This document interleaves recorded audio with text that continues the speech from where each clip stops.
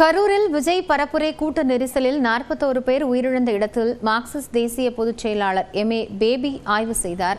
இது தொடர்பான கூடுதல் தகவல்களை செய்தியாளர் கலைவாணனிடம் கேட்கலாம். கலைவாணன், இந்த ஆய்வினுடைய விவரம் என்ன? கரூர் வேலுச்சாமிபுரத்தில் அகில இந்திய கம்யூனிஸ்ட் கட்சியினுடைய பொதுச் செயலாளர் எம்.ஏ. பேபி மற்றும் நாடாளுமன்ற உறுப்பினர்கள் கரூரில் நேரடியாக இன்று ஆய்வு தற்போது மேற்கொண்டு வருகின்றனர்.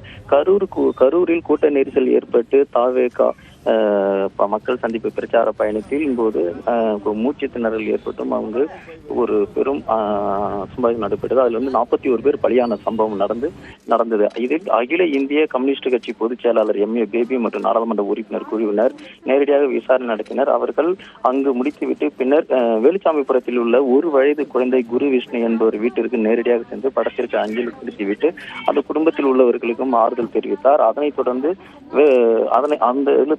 எம்மூர் புதூர் கிராமத்தில் ஒரே கிராமத்தில் 5 பேர் உயிரிழந்தனர். இந்த குடும்பத்தில் அருக்காணி என்பவர் வீட்டிற்கும் சந்திரா உள்ளிட்ட குடும்பங்கள் சென்று நேரில் வந்து தற்போது மக்களை சந்தித்து ஆறுதல் கொண்டார்.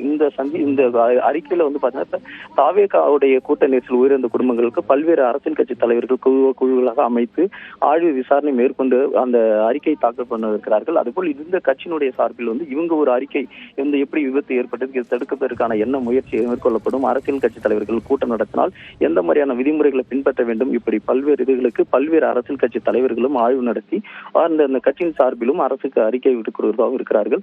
அந்த அடிப்படையில் தற்போது அகில இந்திய கம்யூனிஸ்ட் கட்சியினுடைய எம்.ஏ. பொதுச் செயலாளர் அவர்களும் தற்போது ஆய்வு மேற்கொண்டு வருகிறார். நன்றி கலைவாணன், விவரங்களுக்காக.